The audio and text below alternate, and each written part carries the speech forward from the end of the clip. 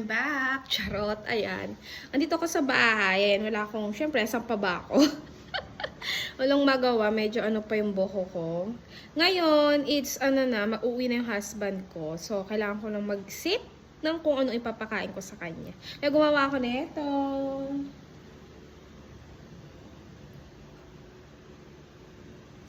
Ayan guys, ang pop pastry siya. And then, meron akong leftover na chicken sausages na pinakain ko sa kanya yesterday. So, may mga naiwan na ginawan ko ng paraan. Kasi, usual ang ginagawa ko pagka may pop pastry ako is gumagawa ko ng meat pies. Kaya lang ngayon, walang meat kasi, ano na siya, due date na ng pag-grocery. Kaya lang medyo may katamaritis sa sakit. Ayan. Ayan. Then may egg wash ako dito. Din, bago natin siya i-ano. Ayan. Inilagay ko dito guys is yung Italian plain sauce. Then Parmesan cheese and mozzarella cheese. Ayan siya. And then guys, i-share ko sa inyo yung gamit kong pastry. Kalang pulutin natin to. Pastry. Yung nabibili ko lang to sa grocery. Pero hindi lahat ng grocery meron nun. Kaya naman, bumibili ako ng madami. Kaya, yan, ito siya. Ito yung gamit ko. Yan.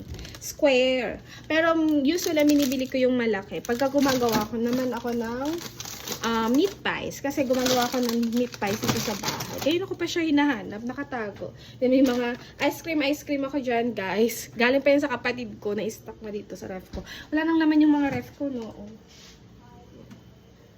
Tatlo nga pala yung ref ko, guys. Kasi yung dalawa, yung unang-una, number 1 ref ko is, hindi pa kami na husband ko. So, yung pangalawa, ito yung sa akin. Then, may bago, syempre, kasi nagpagawa ka ng bahay. Bagong ba?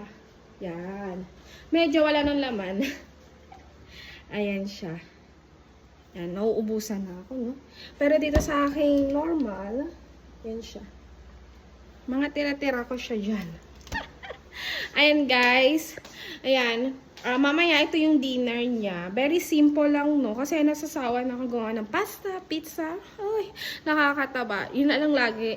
So, minsan is schnitzel. Favorite ng husband ko. Everyday, kahit everyday siya schnitzel. Kaya lang, siya yung nagsasawa. Ako nagsasawa magluto. Kaya lang ito, kanya-kanyang isip kung paano mo siya mapapakain ng iba't ibang pagkain. Ito, gusto niya to. Medyo may pagka-breading. Papakita ko sa inyo mamaya paano lutuin. Kaya naman guys, ayan! Thank you for watching. See you on my next one. Bye guys!